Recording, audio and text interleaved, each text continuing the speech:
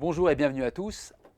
Je voulais vous parler aujourd'hui de la pêche du thon, au leurre et en casting.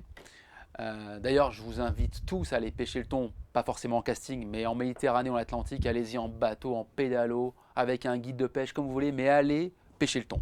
Parce que vous vous souviendrez toute votre vie du premier thon que vous allez toucher, parce que c'est un poisson de sport phénoménal. Enfin, parenthèse mise à part, voilà, essayez d'aller au thon. Cotisez-vous, louez un bateau, enfin, allez au thon. Vous allez vous régaler. Euh, Donc pour revenir au sujet, j'ai fait un petit film il n'y a pas longtemps sur la pêche du thon. Et il y a beaucoup d'entre vous qui m'ont demandé quel matériel j'avais utilisé pour le défi de pêche en casting sur le thon. Donc là, je vais vous présenter un petit peu le matos qu'on a utilisé pour ce défi. Donc moi j'adore pêcher en casting, toutes les espèces de poissons, c'est ma pêche préférée, j'adore la mouche, etc. Mais le casting, ça reste, la pêche du leurre au leurre en casting, ça reste quand même un plaisir parce que les ensembles sont très légers. Donc pour le thon, on utilise, euh, on, peut, on peut maintenant pêcher le thon grâce au moulinet surtout, hein. Là en l'occurrence, je suis plutôt Daiwa ou Shimano, mais là c'est un Abu Garcia. Et enfin on a sur le marché un moulinet qui permet de pouvoir pêcher, je dirais, les poissons exotiques, le thon, un moulinet suffisamment robuste avec, et c'est ce qui est le plus important, un frein très puissant. Donc là, c'est le Revo Toro Beast. Donc un petit peu le défaut d'Abu Garcia, c'est qu'il change de nom chaque année. Donc c'est un coup Revo Toro Beast, un coup Revo Toro NaCl, etc., etc. Donc disons un Revo Toro. Dans les ratios les plus rapides, privilégiez les ratios 7.1. C'est-à-dire qu'à chaque tour de manivelle, la bobine tourne 7 fois. Pour vraiment, lorsque vous pêchez en surface ou avec des petites gerbettes, vous avaliez la bannière que vous venez de créer en jerkant, en tirant dessus, en l'animant. Voilà. Qu'est-ce que je peux vous dire d'autre? Donc le moulinet, voilà, très important, donc avec un réglage de frein très fort. D'ailleurs, je vais vous montrer comment on règle le frein du moulinet casting. C'est ce qu'il y a de plus important, hein. Il faut bien régler votre frein. Donc vous pouvez utiliser un petit appareil comme ça. C'est un drag checker, c'est pour régler, il y a comme un petit peson qui va régler la tension. Donc là, on va régler le frein à 6 kg. Vous n'êtes pas obligé d'acheter ça, vous pouvez utiliser un seau d'eau rempli et puis tirer dessus, un peson, voilà. Ça, c'est pas essentiel du tout. Moi, j'aime bien, c'est rapide. Voilà, là, je vais régler. Je suis à 3 kg, 4 kg. On tire un petit peu, 5 kg. Ça commence à tirer.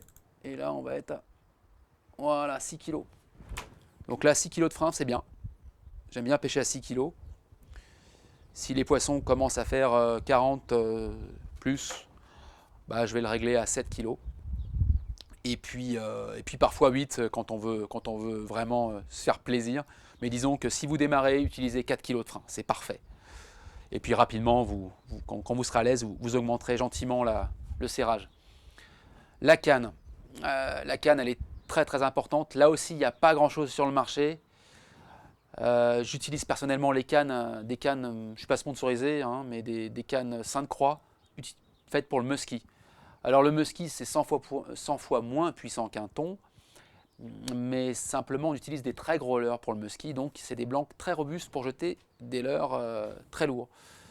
Malgré tout, certains de leurs modèles ont des petites actions de pointe comme celle-ci et permettent de jeter des leurres de 50 grammes, 30 grammes, comme ceux qu'on utilise pour le thon, avec des réserves de puissance phénoménales. L'avantage de celle-ci, c'est elle a un seul brin, donc il n'y a aucun point de rupture tout au long du blanc. Tout le long du blanc. Bon, c'est un super produit, pas forcément adapté pour le thon, hein, tout simplement parce que le porte-moulinet est trop près, hein, donc on n'a pas l'effet catapulte lors du lancer. Mais bon, d'ailleurs j'en ai fait démonter une là que je vais faire remonter par un copain avec le porte-moulinet un petit peu plus haut et puis une rampe d'anneau plus léger pour encore que le blanc revienne plus vite en titanium. Voilà. Avec un ensemble, mais déjà avec ça, vous allez vous régaler. Il y a d'autres fabricants qui proposent des produits intéressants. Vous avez les excellents Tenryu, la Goliath, je crois, qui est un bon produit que j'ai eu une fois en main. Chez Zenac, vous avez les Glance en 70, le modèle C70, il me semble, pas sûr. Enfin voilà, il faut un petit peu fouiner des modèles qui sont très robustes, légers et avec des bons nerfs assez secs pour pouvoir jeter les leurres très loin. Mais je pense que certains fabricants vont s'intéresser à cette pêche peut-être et puis proposeront des produits adaptés. Voilà, c'est pas sorcier à faire à mon avis, mais voilà, on peut l'adapter pour la pêche du thon. Ça c'est pour la canne, le moulinet ok. La tresse, bah oui, il faut une tresse voilà, de bonne facture, très douce, une 8 brins, 12 brins aussi maintenant, mais une 8 brins en PE6 en casting. Il ne faut pas descendre trop bas, tout simplement parce qu'après les spires peuvent se coincer entre elles. Et puis le thon tire fort, et puis voilà. Et ça se lance très bien, les PE6 modernes maintenant sont relativement fines. Sur cette tresse donc, qui fait suivant les modèles, qui trichent d'ailleurs pour la plupart du temps, font entre 50 et 65 livres, 80 livres des fois pour les PE6. Et sur cette tresse, je viens nouer un petit morceau de fluorocarbone. Je vais vous montrer. Ah non, j'ai pris ma chaise là, c'est pas un thon. Bon, attends, j'ai pris la chaise, donc je vais... Ah oui, j'en ai une autre. Voilà, j'ai noué sur la tresse avec un petit FJ Knock, un petit morceau de fluoro, là il est un peu court. En général, je fais 70-80 cm. Certains préfèrent des banignes un petit peu plus longs, 2 mètres, parce qu'ils ont peur que la caudale du thon coupe. Personnellement, ça ne m'est pas arrivé, mais bon, je comprends qu'on veuille le faire. Mais en casting, je ne le fais pas simplement parce que le nœud passe bien dans les anneaux, hein. Mais quand il n'y a pas de nœud qui passe dans les anneaux, on gagne quand même en distance de lancer. Qu'est-ce que je peux vous dire d'autre? Sur le moulinet, j'avais oublié de vous parler du Revo justement. Il a le guide fil qui lors des lancers va de gauche à droite, donc qui permet d'avoir des grandes distances de lancer. Voilà. Pour les leurres maintenant. En casting, j'adore pêcher au leurre de surface. Et puis les thons sont bien réceptifs en surface, hein. Donc j'utilise peu de leurres. Je vais utiliser le Brit, un leurre formidable, hein, qui fait une 50aine de grammes, flottant, qui lève des poissons, même qui mangent à 20 mètres, vous les faites monter avec un Brit. Leurre formidable, qui colle la vague, voilà, très très bon leurre. Animé en walking the dog avec des petites pauses.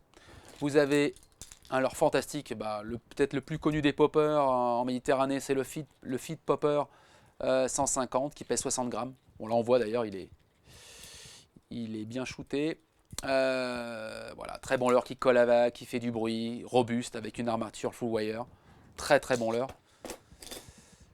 Le Fantastic Splasher Sébile, voilà, c'est facile de faire un leurre à 50 €, ça l'est un petit peu moins avec un leurre à 15 €, pourtant il vaut des leurres bien plus chers. Ça vaut une quinzaine d'euros et c'est un leurre fantastique qui colle à vague, qui pop bien. Très très bon leurre aussi. Et en plus, c'est un Français malgré tout, qui l'ait fait, Cocorico. Ensuite, pour les jerkbaits, j'utilise principalement le Pressbait HD 125. Leurre fantastique, ça prend du thon, voilà, toute l'année. On peut varier un peu les coloris, mais 2 coloris, un mulet, un sardine suffit amplement. Voilà, là je l'ai monté par exemple avec des petits hameçons simples pour être moins blessant sur le poisson. Et puis j'utilise aussi le Sori Megabass, très très bon leurre. Pareil, assez redoutable toute l'année. Voilà, c'est à peu près tout, puis quelques Smiths. Mais bon, déjà avec ça, vous êtes bien paré. Voilà, le fluorocarbone, j'ai oublié de vous dire, 80 livres, 100 livres maximum, pour être bien discret en pointe. Voilà, une paire de gants, bien utile des fois lors des combats. Une bonne pince, très très important, toujours avoir une pince à la ceinture. Si votre fil se coince dans la montre, s'il y a quoi que ce soit dans une bague, une pince, un couteau pour pouvoir vite couper le fil, pour pouvoir aussi rapidement décrocher le leurre, pour enlever un hameçon qui est planté, pour toujours avoir une pince à la ceinture. Et puis après, voilà, faut y aller. Donc je vous dis à très bientôt et puis je vous souhaite vraiment de prendre des très gros thons. Il y en a qui ont l'habitude. Faites-vous plaisir. À bientôt.